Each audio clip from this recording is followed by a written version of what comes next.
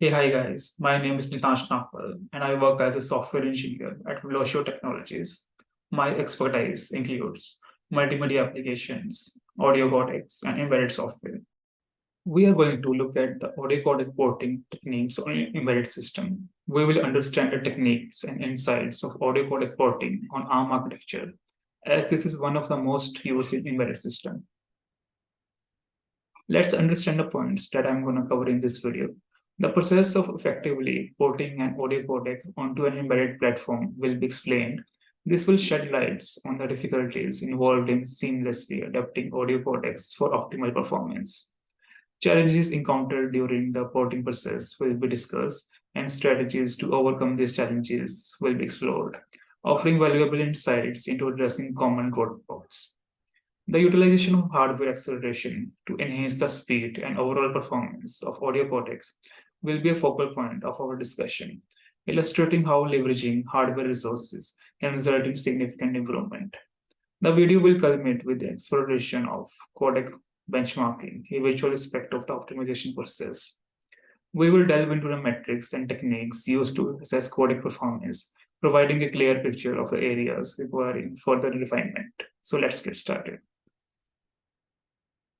So what does codec means? A codec is a software program employed for the compression and decompression of digital signal, facilitating efficient storage and transmission. In the context of audio codecs, sophisticated algorithms such as fast Fourier transform and linear predictive coding are utilized to compress audio data.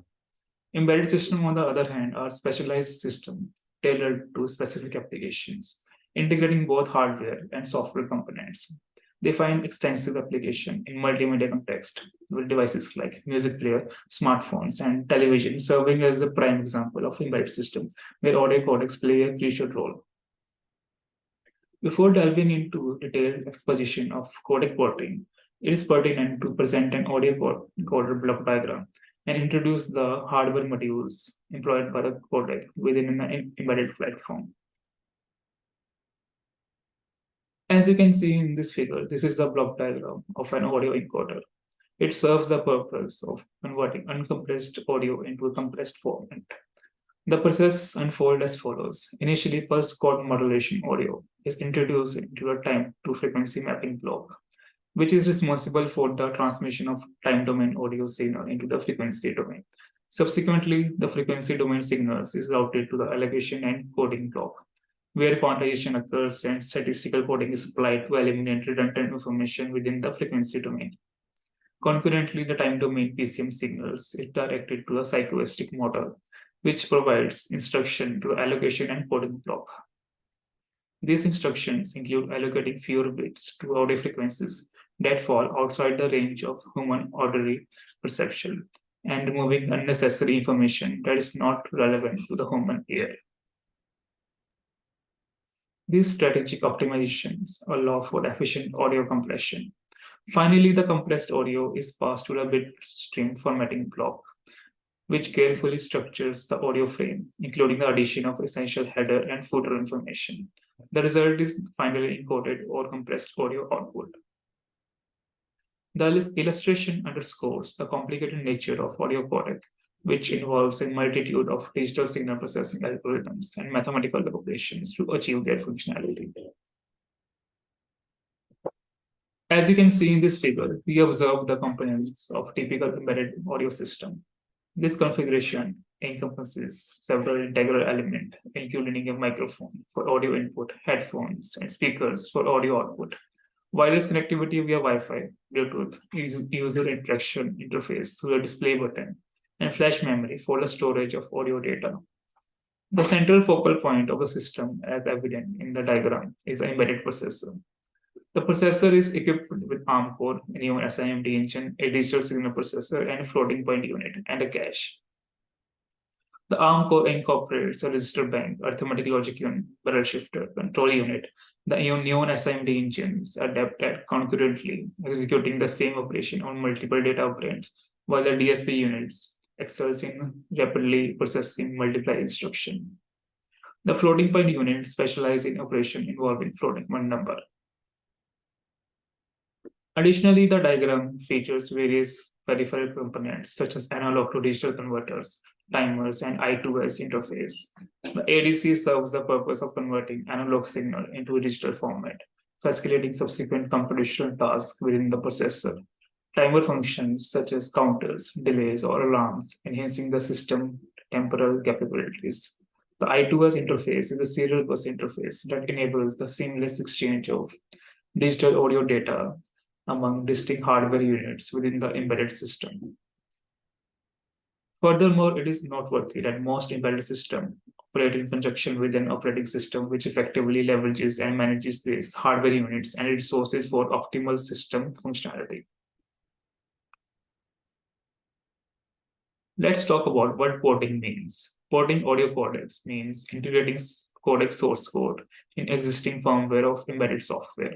Codec source code contains a lot of DSP algorithms, hence a lot of mathematical loops, memory, read and write, and data movement operations. As we have resource constraint in embedded system like speed and memory, learning a codec on the microprocessor would be very challenging.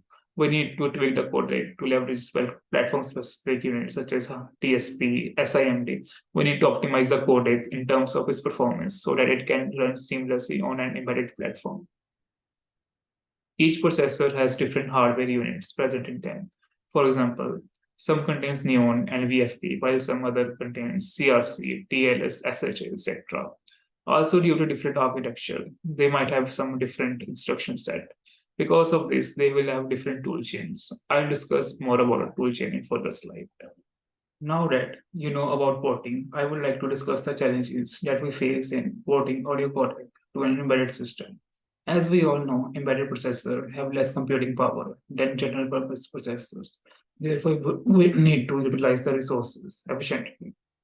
Generally, codec source code is written in C and platform-specific assemblies like ARM, ADSP, Neon, FPU, etc. We need to enable that assembly at the time of compilation. Also, we can enable only those assemblies which are supported by our platform.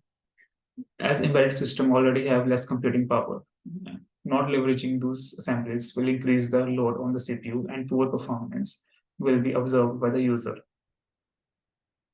To further increase the performance, we can use cache by preloading arrays that are going to be frequently used. So that these are some challenges that we face in porting. There are other two challenges, memory alignment and real-time constraints, which I will discuss next. Let's discuss about memory alignment. Memory alignment means accessing data, whether it's read or written from memory at an aligned address, which is typically multiple of 2, 4, and 8, depending on the data type and processor architecture.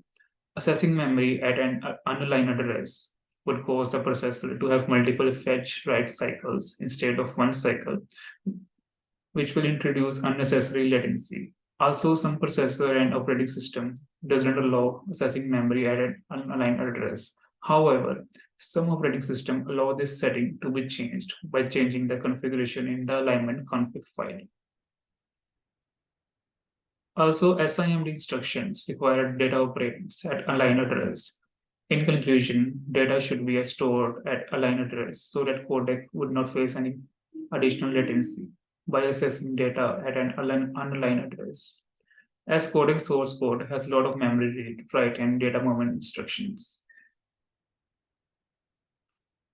Let's understand the memory alignment issue in detail by this figure. As you can see, we have two transfers. One is aligned and the other is unaligned. In aligned transfer, they are a word, half word, and byte-sized transfer. In aligned word transfer, it should be stored at an address multiple of 4 if the processor is 32-bit. In the case of an aligned half word, it should be stored at an address of multiple of 2, and we can store aligned byte at any address. On the other hand, for an unaligned word transfer, it is not stored at address multiple of 2. Therefore, processor need to issue 2 memory fetch cycles as shown in the figure. Now talking about the other major challenge, which is real-time constraint. For audio codec, real-time means it should not give the audio pauses or glitches. That means we should be able to decode a compressed audio with file within 10% of its playback time and encoder within 20 to 30%.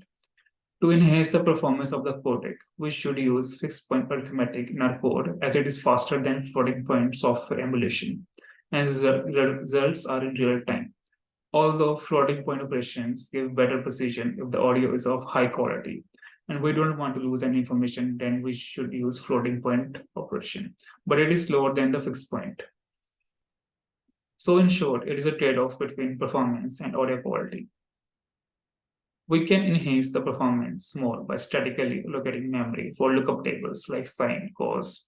By this, we would not need to compute those values at runtime. Instead, we can get the values from the lookup table. Also, we can reduce the size of executable binary by removing unnecessary code, which is not useful in our application. By doing so, it will lead to better cache usage and can be faster. For a program to work on a particular platform, we need a compiler to compile the code and to generate an executable binary, which then we can run on the processor. For different architecture, we have different compilers. When we compile the code in our system for different architecture, we call that cross-compilation. For cross-compilation, we need a toolchain, which includes a compiler, assembler, linker, debugger, etc. for that particular architecture. The compiler offers various optimization flags, which optimize the code in terms of speed and size. We can enable auto-vectorization to compilation flag, which will enable automatic generation of SIMD instructions. We can enable disable other hardware features like FPU, thumb, VFP, etc. to compilation flags. Lastly, we need to make sure that the toolchain offers debugging support, which will come very handy if we get stuck in some strange behavior of code or error. Mostly Reliant toolchains are paid, but open source alternatives are also available. Now talking about profiling, it is a process of analyzing program performance in terms of its execution speed, cache hits, instruction stalls, branch misses, etc.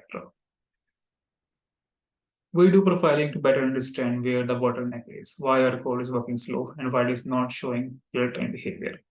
Profiling can answer all these questions. Profiling is very useful, including Codecs for porting to an embedded system. After getting to know which part of our code is causing the problem, we can then optimize that function module or rewrite the implementation in a better way.